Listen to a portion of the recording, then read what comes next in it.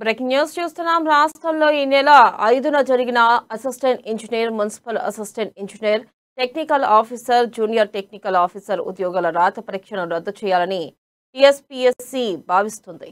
ఇక టీఎస్పీఎస్సీలో assistant section officer Praveen కుమార్తో పాటు system administrator Rajasekhar Reddy, assistant engineer ప్రశ్నాపత్రాన్ని ఇతరులకు ఇచ్చినట్లు తేలడంతో కమిషన్ ఆ పరీక్షను రద్దు చేయాలని ఆలోచనలు ఉన్నట్లు తెలుస్తోంది. ఇక మంగళవారం కమిషన్ అత్యవసరంగా సమావేశమై చైర్మన్ జనార్దన్ రెడ్డితో పాటు సభ్యులు చర్చించి అధికారికంగా ప్రకటించే అవకాశం ఉంది. 833 ఉద్యోగాలకు గత ఏడాది సెప్టెంబర్ 12న నోటిఫికేషన్ ఇచ్చింది.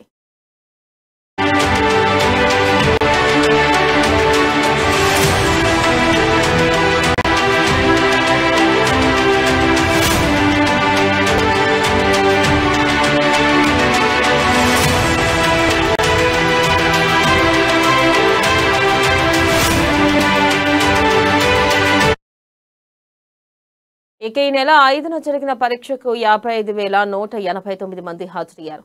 12న జరగాల్సిన టౌన్ ప్లానింగ్ బిల్డింగ్ ఓవర్సీస్, 15, 16 తేదీల్లో నిర్వహించాల్సి ఉన్న వెటర్నరీ అసిస్టెంట్ సర్జన్ ఉద్యోగాలను రద్దు చేస్తున్నట్లు కమిషన్ శనివారమే ప్రకటించింది. ఇక అభ్యర్థులకు సమాచారం అందించింది. ఆఫీస్లో సిస్టమ్ను ఎవరు ఓపెన్ చేశారనే సమాచారం వచ్చిన వెంటనే పోలీస్ స్టేషన్లో కమిషన్ ఫిర్యాదు చేసింది. మరుసటి రోజే జరగాల్సిన పరీక్షతో పాటు వెటర్నరీ అసిస్టెంట్ సర్జన్ ఉద్యోగాలను సైతం ముందస్తు జాగ్రత్త చర్యలో భాగంగా రద్దు చేస్తున్నట్లు ప్రకటించింది. ప్రస్తుతం రద్దు చేసిన పరీక్షలను ఏప్రిల్ లేదా మే నెలలో నిర్వహించాలని కమిషన్ భావిస్తుంది. అయితే మంగళవారం జరిగే భేటీలో తదుపరి తేదీలను ఖరారు చేసి తేదీల ప్రకటనపై నిర్ణయానికి రానున్నారు. ఇక ఇద్దరికి ఉద్యోగాలు ఇప్పించబోయి 5గురు ప్రభుత్వ ఉద్యోగులు తమ జీవితాలను రిస్క్లో పడేసుకున్నారు.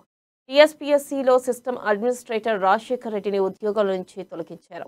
అసిస్టెంట్ సెక్షన్ ఆఫీసర్ ప్రవీణ్ కుమార్ను సస్పెండ్ చేశారు. గురుకుల ఉపాధ్యాయురాలు రేణుక, ఆమె భర్త డిఆర్డీలో టెక్నికల్ అసిస్టెంట్ డాక్యా, కానిస్టేబుల్ శ్రీనివాస్ను రిమాండ్కు తరలిస్తున్నట్లు పోలీసులు తెలిపారు. ఈ ముగ్గురుపై నేడో రేపు అధికారికంగా చర్యలు తీసుకున్నారు.